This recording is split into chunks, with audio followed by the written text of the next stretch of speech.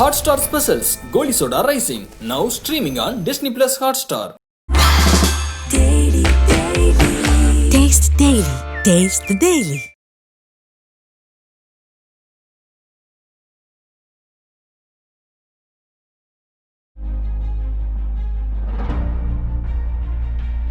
காமராஜரை மேற்கோள் கட்டி பேசினார், அம்பேத்கரை மேற்கோள் கட்டி பேசினார், அண்ணா குறித்து அவர் பதிவு போட்டிருந்தார், இப்போ பெரியாருக்கு பதிவு போட்டிருக்காரு, மாலை போட்டிருக்காரு. அப்புறம் அவரோட கொடியோட பாடல் காட்சியில் எம்ஜிஆரை காட்டுறாரு. விஜய் கட்சி தொடங்குற அந்த வேளையில், கட்சி பேர் அறிவிக்கிற வேளையில் விஜய் குறித்தும் அப்படி கருத்துராக செஞ்சாங்க. பாஜகவுடைய பி டீம் சங்கி அப்படின்னு கருத்துராக செஞ்சாங்க. அதனால் அது எல்லாத்தையும் முறியடிக்கணும் அப்படின்னு நினைக்கலாம் விஜய். திராவிட எதிர்ப்பு நாம் தமிழர் கட்சி தொடர்ந்து திராவிடம் தமிழருக்கு எதிராக இருக்குது, திராவிட எதிர்ப்பு அரசியலை நாம் தமிழர் கட்சி முன்னெடுத்துச்சு. சீமான் அவர்கள் தொடர்ந்து விமர்சனம் பண்ணிட்டே இருந்தாங்க. அதற்கு எதிராக விஜய் அவர்கள் அரசியல் கோட்பாட்டு அரசியல்லாம் அவராக இனி வாய் திறந்து பேசப்பட தான் முடிவு பண்ண முடியும். மற்றபடி பாரதி அவர்கள் என்ன சொல்றாங்கன்னா, இங்க பெரியாரை பேசாமல் திராவிடத்தை பேசாமல் அரசியல் பண்ண முடியாது, அவர் சரியா போயிட்டு இருக்காரு, மகிழ்ச்சி அப்படின்னு சொல்லிருக்காரு பாரதி அவர். பெரியார் வாக்கு அரசியலை தீர்மானிக்கக்கூடிய ஒரு காரணி இல்லை. சீமான் அவர்கள் ஒரு பேட்டியில் சொல்லியிருந்தாங்க, விஜய் அவர்கள் புதிதாக கட்சி ஆரம்பிச்சிருக்காங்க, அதே மாதிரி நாம் தமிழர் கட்சியும் தொடர்ந்து தனித்து போட்டியிடுது, இந்த அரசியல் சரியா இருக்கும், நாங்கள் கூட்டணி ஒப்பந்தான்னு சொன்னாங்க. நாம் தமிழர் கட்சியின் தலைமையை ஏற்றுக்கொண்டு, நாம் தமிழர் கட்சியின் தத்துவத்தை ஏற்றுக்கொண்டு, நாம் தமிழர் கட்சி கொண்டிருக்கக்கூடிய லட்சிய முழக்கங்களை ஏற்றுக்கொண்டு தமிழரின் அறம் சார்ந்த ஆட்சி கொடுக்கணுங்கிற இந்த எங்களோட கொள்கை முடிவை நிலைப்பாட்டை ஏற்றுக்கொண்டு அவங்க எங்கள் கீழே பணி செய்ய வர்றாங்கன்னா, விஜய் அவர்கள் தெளிவான ஒரு பார்வை இல்லையா? ஏன்னா மோடி அவர்களுக்கும் வாழ்த்து சொல்றாரு, அதே மாதிரி பெரியார் அவர்களுக்கும் வாழ்த்து சொல்றாங்க. சார் அவர் வாய் திறந்து பேசுறாரு. அவர் மாநாடு போட்டு கொள்கை கோட்பாடு அறிவிச்சப்போ தான் நம்ம முடிவோம்.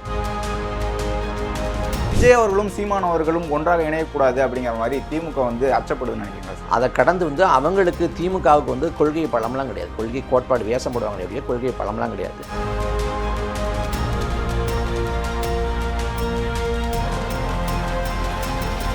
ஐபிசி தமிழ் நேயர்களுக்கு வணக்கம். இன்று நம்முடன் இணைந்திருக்கும் சிறப்பு விருந்தினர் நாம் தமிழர் கட்சியை சேர்ந்த திரு இடுமானம் கார்த்தி அவர்கள். வணக்கம் சார்.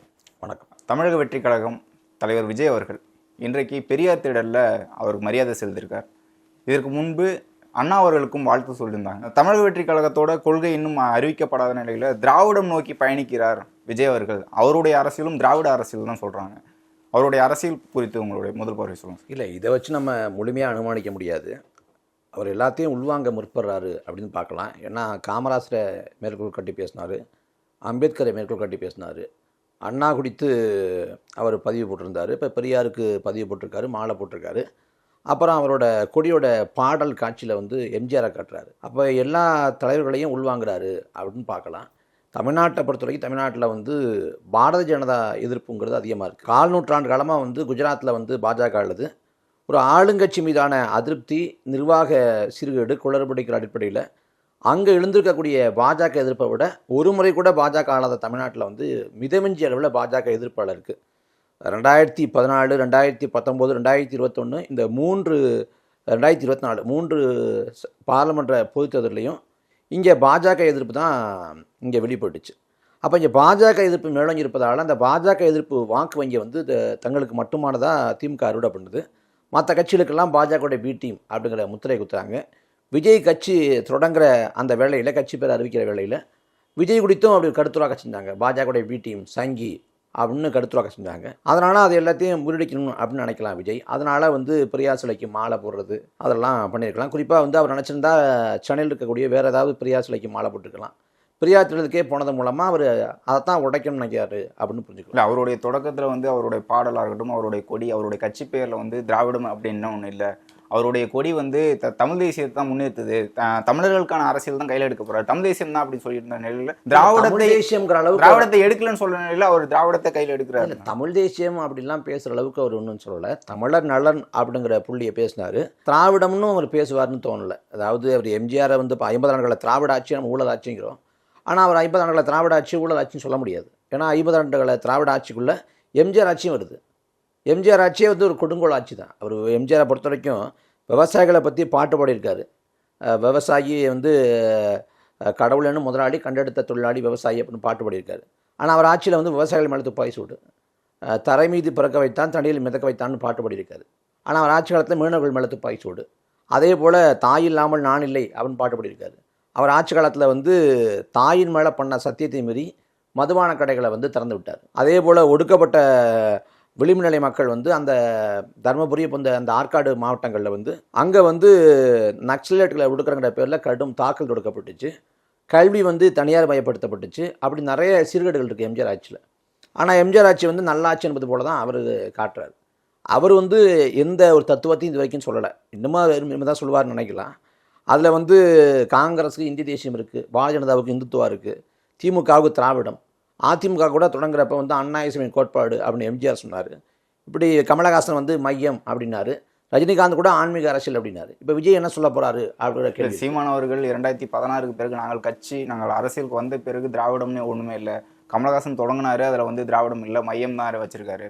அதேமாதிரி விஜய் அவர்கள் தொடங்கினாங்க, அதில் திராவிடம் இல்லை, அவரும் வந்து திராவிடத்துக்கு எதிராக தான் பேசுவார்னு சொன்னார். ஏன்னா திராவிடத்துக்கு அதாவது சித்தாந்த ரீதியாக பேசுவாரான்னு தெரியல. திராவிடம்னு அவர் பேச மாட்டார், ஆனால் திராவிட தலைவர்களை உள்வாங்கி கொண்டிருக்காரு. இப்போ அண்ணாவாக இருக்கட்டும், பெரியாராக இருக்கட்டும், இல்லை வந்து எம்ஜிஆராக இருக்கட்டும், அப்படிலாம் திராவிட இயக்க தலைவர்கள் தான் இவங்கெல்லாம். அப்போ இதில் எந்த கோட்பாடை பின்பற்றாரு அப்படின்னு தெரியல. இதெல்லாமே ஒரு அடையாள அரசியல் தான். இப்போ வந்து தமிழ்நாட்டில் வந்து பெரியார் சிலைக்கு மாலை போடாத கட்சி எந்த கட்சி? பாரதிய ஜனதா போடாது. அதுலேயும் எல்முருகனை மாநில தலைவராக இருக்கிறப்ப பெரியாரை புகழ்ந்து தான் பேசினார். அப்போ எல்லா தலைவர்களுமே வந்து பெரியாருக்கு மாலை போடுவாங்க. எடப்பாடி பழனிசாமி ஐயாவும் மாலை போடுவாங்க, ஐயா விஜயகாந்த் இருந்தப்போ அவங்களும் மாலை போடுவாங்க, சூடனே காட்டினாங்க. அப்படி இருக்கிறப்ப இது வந்து ஒரு அடையாள அரசியல் தான். மாலை போடுறது, அவங்க படத்துக்கு வந்து வணக்கம் தெரிவிக்கிறதுலாம் ஒரு அடையாள அரசியல் தான். இந்த திராவிட எதிர்ப்பு நாம் தமிழர் கட்சி தொடர்ந்து திராவிடம் வந்து தமிழருக்கு எதிராக இருக்குது, திராவிட எதிர்ப்பு அரசியலை நாம் தமிழர் கட்சி முன்னெடுத்துச்சு. சீமான் அவர்கள் தொடர்ந்து விமர்சனம் பண்ணிகிட்டே இருந்தாங்க. அதற்கு எதிராக விஜய் அவர்கள் அரசியல் கோட்பாட்டு அரசியல்லாம் அவராக இனி வாய் திறந்து பேசப்பட்டு தான் முடிவு பண்ண முடியும். மற்றபடி ஆர் எஸ் பாரதி அவர்கள் என்ன சொல்கிறாங்கன்னா, இங்கே பெரியாரை பேசாமல் திராவிடத்தை பேசாமல் வந்து அரசியல் பண்ண முடியாது, அவர் சரியாக போயிட்டு இருக்காரு, மகிழ்ச்சி அப்படின்னு சொல்லியிருக்காரு ஆர் எஸ் பாரதி அவர். பெரியார் வந்து வாக்கு அரசியலை தீர்மானிக்கக்கூடிய ஒரு காரணி இல்லை, அதெல்லாம் ஒன்றும் இல்லை. அப்படி நம்ம பார்க்க தேவையில்லை. ஏன் பெரியாரை எதிர்த்து அரசியல் பண்ண அண்ணா வந்து 1967 ஆட்சி பிடிக்கலையா? அப்போ எங்கே போச்சு? அதெல்லாம் ஒன்றும் இல்லை. அவங்க வந்து வரவேற்கிறேன் அப்படின்னு சொல்கிறாங்களே ஒழிய இன்றைக்கி தீக்காவே வந்து பெரியாரோட கோட்பாடுகளை பின்பற்றலையே. பெரியார் வந்து தனி திராவிட நாடுனார், கடைசியில் தனித்தமிழ்நாடு வந்துட்டார் கடைசி காலத்தில். இப்போ தனித்தமிழ்நாடுன்னு பேசுவாங்களா? தீக்கா பேசுமா? இப்போ வந்து பெரியாரோட கடல் மறுப்பை திராவிட முன்னேற்ற கழகம் இருக்குமா? பெரியார் வந்து என் சாஸ்திரத்துக்கு உன் சம்பிரதாயத்துக்கு வெங்காய விளக்கமத்துக்கு எதுக்கும் கட்டுப்படாத, எல்லாத்தையும் விட சுயறிவு பெருசு, அதை கேள்னார். ஆனால் இன்றைக்கி ஐயா வீரமணியே சொல்கிறப்ப சொந்த புத்தி தேவையில்லை, பெரியார் தந்த புத்தி ஒன்றே போதுங்கிறது. அதே பெரியாரோட கருத்துக்களையும் முரண்படுறது. கருணாநிதியோட எழுத்துக்களை வந்து நாட்டுடைமையாக்கினவங்க பெரியாரோட எழுத்துக்களை நாட்டுடைமையாக்க மறுக்கிறாங்க. காரணம் வந்து அது பெரியார் வந்து என்ன சொல்கிறது, ஒரு பிம்பம், ஒரு பிராண்டு. அதை தாண்டி பெரியாரோட சொத்துக்களை வந்து அவங்களுக்கு தேவைப்படுது. அவர் தான் பெரியார். நாம் தமிழர் கட்சி தொடக்கத்தில் வந்து பெரியார் அவர்களுக்கு மரியாதை செலுத்தினாங்க. பிறகு வந்து சீமான் அவர்கள் எதிராக பேசியிருக்காரு, பெரியார் அவர்களுக்கும் எதிராக பேசியிருக்காரு. அதன் பிறகு மறுபடியும் மரியாதை செலுத்துறாங்க. குழப்பம் இருக்கா நாம் தமிழர் கட்சி? நாம் தமிழர் கட்சியை பொறுத்த வரைக்கும் நாங்கள் வந்து பிடல் காஸ்ட்ரோவை, சேகுவராவை, லெனினை, மார்க்ஸை உலகத்தில் வந்து மானுட விடுதலைக்காக எழுதிய, பேசிய, போராடிய, களத்தில் உழைத்த அத்தனை புரட்சியாளர்களையும் அத்தனை கழகக்காரர்களையும் வழியாட்டியை ஏற்றுறது போல பெரியாரையும் நாம் தமிழர் கட்சி வழியாட்டியாக தான் பார்க்குது. ஆனால் என்னென்னா இவங்க சொல்கிறது போல் மிகைப்படுத்தி நாங்கள் பார்க்கல. ஆதி முதல் அந்த வரைக்கும் பெரியாருக்குள்ள அடக்கம், எல்லாமே பெரியாரில் தான் தொடக்கம், இதெல்லாம் நாங்கள் ஏற்கலை. இந்த வரலாற்று வழித்தடத்தை பார்க்குறப்ப, தமிழ் சமூகத்தோட வரலாற்று வழித்தடத்தை பார்க்குறப்ப அவர் காலகட்டத்தில் பெரியார் ஒரு பங்களிப்பு செலுத்தியிருக்காரு. அதில் முரண்பாடு இருக்குது, சமரசம் இருக்குது, சறுக்கல் இருக்குது, சந்தர்ப்பவாதம் இருக்குது, தன்னலம் இருக்குது, இதெல்லாம் கடந்து ஒரு பங்களிப்பு இருக்குது. அந்த பங்களிப்புக்கு உரிய மரியாதை செலுத்துகிறோம், அவ்வளோதான். மற்றபடி எல்லாமே பெரியார் தான். பெரியார் இல்லைனா தமிழை வந்து காட்டு முன்னாடியாக இருப்பான், பெரியார் இல்லைனா தமிழை நாகரிகம் அடைஞ்சிருக்க மாட்டான், பெரியார் இல்லைனா தமிழை வந்து அறிவு பெற்றிருக்க மாட்டாங்கிற அந்த மிதமிஞ்சி அந்த கற்பனை வாதத்தை நாங்கள் ஏற்கலை. பெரியாரும் பங்களிப்பு செஞ்சார். இப்போ வந்து எப்படி சொல்லலாம் அப்படின்னா, 1930களில் நடந்த மொழி போராட்டம், அந்த மொழி போராட்டத்தில் பெரியார் போராடினார். தாளமுத்து நடராசன் இறந்து போனால் அந்த மொழி போராட்டம். இன்னும் சொல்ல போனால் தாளமுத்து நடராசனுமே பெரியாரியவாதிகள் தான். ஆனால் அதுக்கு பிறகு நினச்சி பாருங்கள், 60களில் மொழி போராட்டம் திமுக ஆட்சி கட்டலுக்கு கொண்டு வருது இல்லை, அந்த மொழி போராட்டத்தில் பெரியார் வந்து போராடிய மாணவர்களுக்கு இதெல்லாம் நிலைப்பாட்டு எடுத்தார். அப்போ என்ன சொல்லணும்னா, வரலாற்றை பதிவு பண்ணுறப்ப 30கள் நடந்த மொழி போராட்டத்தில் பெரியார் பங்களிப்பு எடுத்தார், 60கள் நடந்த மொழி போராட்டத்தில் பெரியார் எதிர்நிலைப்பாடு எடுத்தார். இதுதான் சரியாக இருக்கும். இவங்க என்ன சொல்கிறாங்கன்னா, மொழி போராட்டம்னாலே பெரியார் தான், அவர் தான் முன்னெடுத்தாருங்கிறதெல்லாம் கற்பனை வாதம், மிகையான வாதம். இல்லை, நாம் தமிழர் கட்சி, திமுக, அதிமுக இந்த இரண்டு திராவிட கட்சிகளுமே செய்தது வந்து தமிழர்களுக்கு எதிராக தான் இருக்குது, முற்றுமுழுதாக வந்து நம்ம எதிர்க்கணும் அப்படின்ட்டு ஒரு நிலைப்பாடு எடுக்குது. ஆனால் விஜய் அவர்கள் திமுக, அதிமுக நல்லது செஞ்சுருக்காங்க அப்படிங்கிற ஒரு நிலைப்பாடு எடுக்கிறார். அவர் சொல்லணும், இதெல்லாம் நம்மளே கற்பனையில் பேச முடியாது. அவர் சொல்லணும். நாம் அவர் இது வரைக்கும் பேசியிருக்கிறது, செய்கிற செயல்பாடுகள் மூலமாக நாம் மதிப்பிடுறது, அவர் வந்து திமுக அதிமுக கட்சிகளுக்கு மாற்றான இல்லைன்னா ஒரு போட்டியான அரசியல் பண்ண நினைக்கிறாரு. ஆனால் கோட்பாட்டு ரீதியாக அவர் தான் தெளிவுபடுத்தணும் என்ன மாதிரி கோட்பாடை வைக்க போகிறாரு அப்படின்னு. அவங்க எம்ஜிஆர் ஆட்சி நல்ல ஆட்சிங்கிறாங்க, அதுவே நமக்கு வியப்பாக இருக்குது. அதுபோல் இப்போ அண்ணாவை பேசுகிறாங்கன்னா அண்ணாவோட திராவிடத்தை அவங்க பேசுவாங்களா, பெரியாரை பேசுகிறாங்கன்னா பெரியாரோட கடல் மறுப்பை பேசுவாங்களா அப்படின்னு நமக்கு தெரியல. அதெல்லாம் வந்து அவர் தான் தெளிவுபடுத்தணும். அப்போ என்னென்னா அண்ணாவை கொஞ்சம் பேசுறது, அம்பேத்கரை பேசுறது, காமராசர் பேசுறது, இப்படி எல்லாரையும் பேசுகிறாங்க. இப்போ காமராசரை பேசுனாங்க. அதே மாதிரி இப்போது விஜயதரணி என்ன சொன்னாங்கன்னா, காங்கிரஸ் கட்சி ராகுல் காந்தி சொல்லி தான் விஜய் கட்சி ஆரம்பிக்கிறான்னு சொன்னாங்க. தேசிய அரசியலும் கையில் எடுக்கிறார் விஜய் அப்படிங்கிறத சொல்கிறாங்கல்ல. தெரியல, நான் அது சொல்கிறாங்க. அதாவது என்ன சொல்கிறது, காங்கிரஸோட விருப்பப்படுறான்னு சொல்கிறாங்க. அது எந்தளவுக்கு உண்மைன்னு தெரியல. ஒருவேளை காங்கிரஸ் பக்கம் போகிறதுனால தான் விஜய் கூட கூட்டணி இல்லை அப்படிங்கிற மாதிரி ஒரு முடிவை நாம் தமிழர் கட்சி எடுக்குது. கூட்டணிங்கிறதே ஊடகங்கள் வச்ச யூகம் தான். ஊடகங்கள் வந்து மிகையாக பேசுது, அவ்வளோதான். மற்றபடி நாம் தமிழர் கட்சியை பொறுத்த வரைக்கும் 2016, 19, 21, 24 4 பொதுத்ததில் தனிச்சு போட்டுட்டு களம் கண்டு வந்திருக்கோம். நம்மளை பொறுத்த வரைக்கும் நமது தலைமையை ஏற்றுக்கொண்டு வர்றாங்க அப்படின்னா நாம் அதை குறித்து யோசிக்கலாம். இப்போ அதிமுகவை நாம் தமிழர் கட்சி கூட்டணி கூப்பிடுது, 2024 கூப்பிட்டாங்க, 2026 கூப்பிட்றாங்க. ஆனால் நாம் ஒருபோதும் போகப்படுறதில்லை. நம்ம தலைமையை ஏற்றுக்கிட்டு இந்த திமுக இல்லாத, அதிமுக இல்லாத, காங்கிரஸ் இல்லாத, பாஜக இல்லாத இன்னொரு கட்சி வர்றாங்க அப்படின்னா அது குறித்து யோசிக்கலாம். மற்றபடி நாம் யார் தலைமையை ஏற்று போடுறதுக்கு இல்லை. இப்போ சீமானவர்கள் ஒரு பேட்டியில் சொல்லியிருந்தாங்க, விஜய் அவர்கள் புதிதாக கட்சி ஆரம்பிச்சிருக்காங்க, அதே மாதிரி நாம் தமிழர் கட்சியும் தொடர்ந்து தனித்து போட்டியிடுது, இந்த அரசியல் சரியாக இருக்கும், நாங்கள் கூட்டணி ஒப்பந்தம் தானே சொன்னாங்க. நாம் தமிழர் கட்சியின் தலைமையை ஏற்றுக்கொண்டு, நாம் தமிழர் கட்சியின் தத்துவத்தை ஏற்றுக்கொண்டு, நாம் தமிழர் கட்சி கொண்டிருக்கக்கூடிய லட்சிய முழக்கங்களை ஏற்றுக்கொண்டு தமிழரின் அறம் சார்ந்த ஆட்சி கொடுக்கணுங்கிற இந்த எங்களோட கொள்கை முடிவை நிலைப்பாட்டை ஏற்றுக்கொண்டு அவங்க எங்களுக்கு கீழே பணி செய்ய வர்றாங்கன்னா அதை நாங்கள் ஏற்கலாம். மற்றபடி நாம் இன்னொரு தலைமையை ஏற்று போகிறதுக்கு வாய்ப்பு இல்லை. விஜய் அவர்களோட அறிக்கையிலே ஒன்று இருந்தது, பிறந்த இடத்தை குறிப்பிட்டு யாரையும் வந்து விமர்சிக்கக்கூடாது, பிறந்த இடத்தை குறிப்பிட்டு ஒரு மக்களை வந்து பிரிக்கக்கூடாது அப்படிங்கிற மாதிரி பதிவு பண்ணிடுறாங்க. நாம் தமிழர் கட்சி தமிழ்நாட்டை தமிழன் தான் ஆள வேண்டும், இது தமிழர்களுக்கான அரசியல் அப்படிங்கிற மாதிரி முன்னெடுக்கிறாங்க. அதற்கு எதிராக வந்து எல்லா மக்களையும் ஒன்றிணைக்கக்கூடிய அரசியலை வந்து விஜய் கையில் எடுக்கிறாங்க. இல்லை, இது பிறந்த இடத்தை வச்சு நாங்கள் எதுவும் முடிவு பண்ணுறதில்ல, பிராந்தியவாதம் பேசலை. நாங்கள் வந்து மொழி வழி தேசியம் தான் பேசுகிறோம். அப்போ தமிழ்நாடு தமிழருக்குன்னு ஐயா பெரியார் பேசியிருக்காங்க. அப்போ அதை எப்படி பார்ப்பார்? அதை வந்து அவர் ரொம்ப இன்னமும் அவங்க வெளிப்படை தமிழ்நாட்டில் இருக்கக்கூடிய தலைவர்களாக இருக்கட்டும், இப்போ இருக்கக்கூடிய அரசியல்வாதிகளாக இருக்கட்டும், இங்கே தான் பிறந்திருக்காங்க அப்படின்னு சொல்லப்பட்ட நிலையில் அவர்களை வந்து நீங்கள் பிறந்த இடத்தை வச்சு தானே நீங்கள் பிரிக்க. பிறந்த இடத்தை வச்சு சொல்லலை, கருணாநிதி தமிழ்நாட்டில் பிறந்தார், அதை வச்சு நம்ம தமிழன் சொல்லலை. அதில் வந்து பாரதாசன் தான் சொல்கிறார், எங்கு பிறப்பினும் தமிழன் தமிழனே, இங்கு பிறப்பினும் ஆயலான் ஆயலானேன்னு நாம் சொல்லலை, பாரதாசன் தான் சொல்கிறார். அப்போ இங்கே வந்து நாம் என்ன சொல்கிறோம்னா தமிழ்நாட்டை தமிழரை ஆளணுங்கிறோம். தமிழர் ஆட்சி அப்படின்னா எடப்பாடி பழனிசாமி போல, ப. சிதம்பரம் போல இல்லை, தமிழரின் அறம் சார்ந்த ஆட்சி. பெருந்தலைவர் காமராசர் கொடுத்தது போல ஒரு தூய நல்லாட்சி, அதை தான் அந்த நிறுவனம் நினைக்கிறோம்.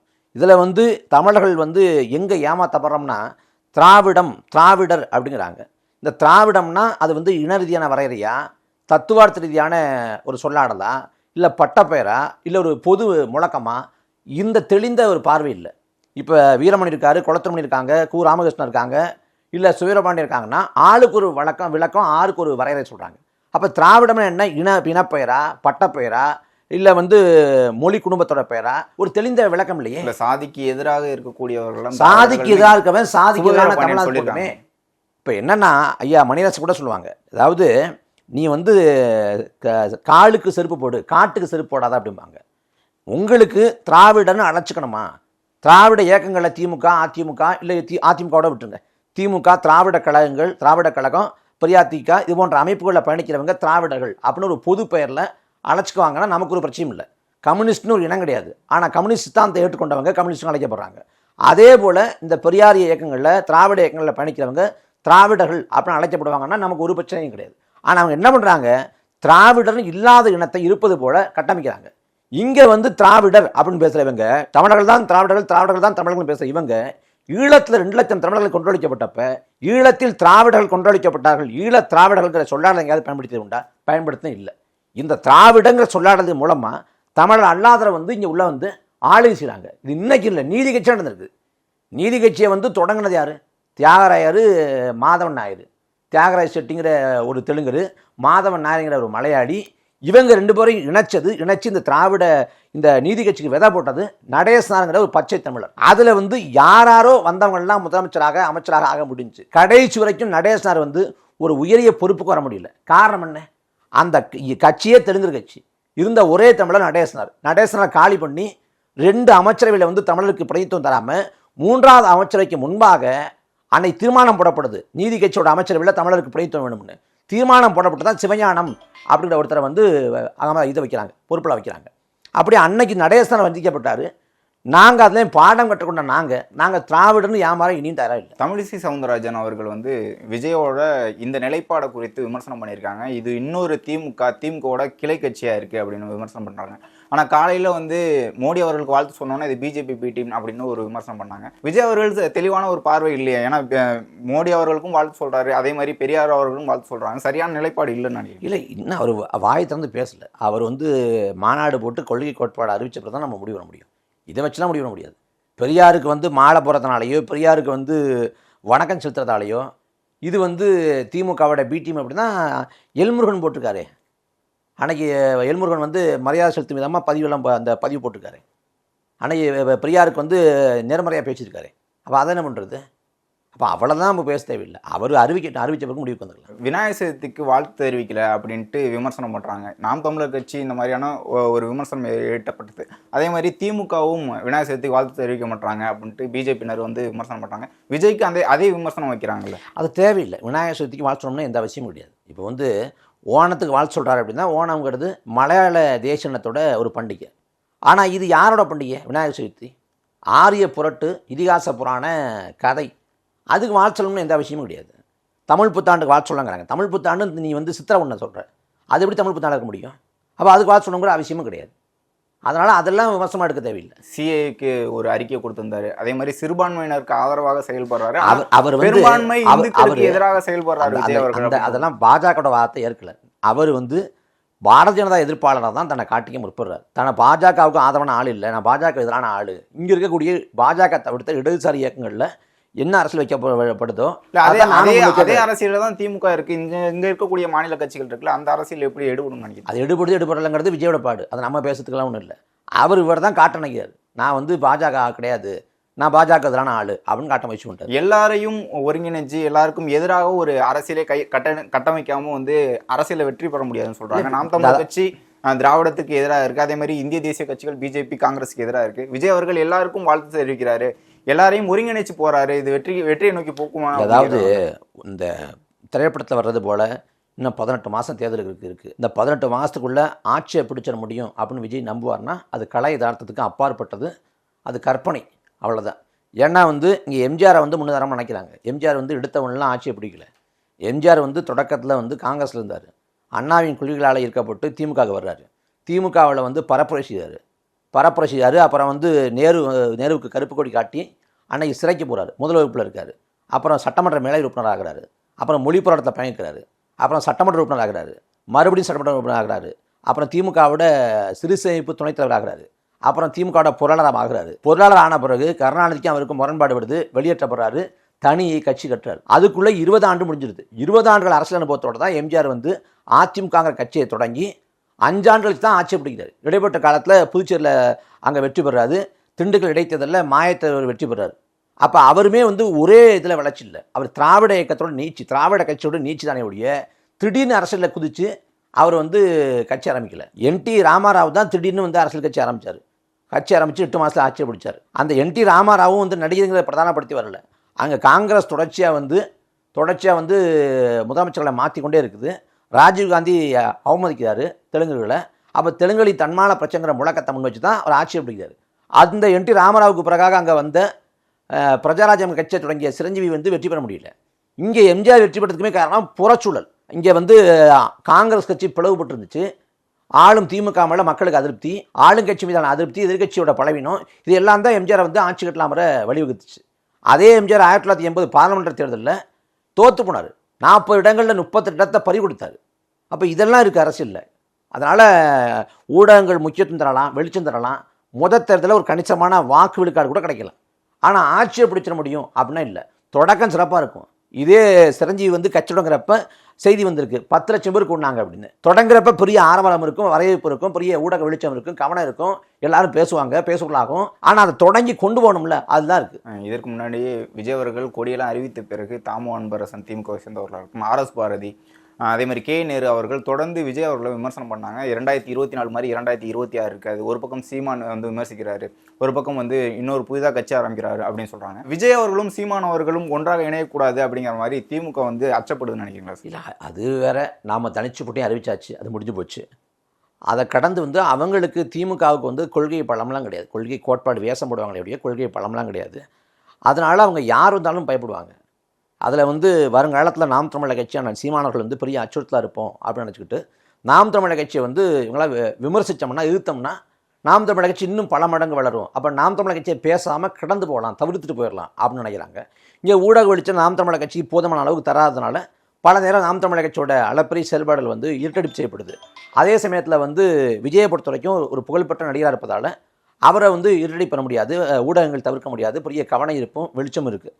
அதனால் வந்து விஜயை எதிர்க்கணும் அப்படின்னு முடிவு பண்ணுறாங்க. உதயநிதி காலத்தில் ஒரு அச்சுறுத்துற சக்தி அது வந்து வரோங்கிற ஒரு அச்சம் தான் காரணம். அதுக்காக தான் பேசுகிறாங்க. உதயநிதி அவர்கள் 2026 தேர்தலில் முதலமைச்சர் வேட்பாளராக அறிவிக்க வாய்ப்புகள் இருக்கு. இப்போ துணை முதல்வர் அப்படின்னு பேசப்பட்டு 2026 மாற்ற மாட்டாங்க அப்படி தான் தோணுது. அவர் மாற்ற மாட்டாங்க. இவர் இருக்கிற வரைக்கும், ஐயா ஸ்டாலின் இருக்கிற வரைக்கும் அவர் தான் இருப்பார். இவ்வளோ நேரம் உங்களுடைய நேரத்தை ஒதுக்கி உங்களுடைய கருத்துக்களை தெரிவித்ததுக்கு மிக்க நன்றி. நன்றி. Hotstar Specials Goli Soda Rising now streaming on Disney Plus Hotstar. Taste the Daily. Taste the Daily.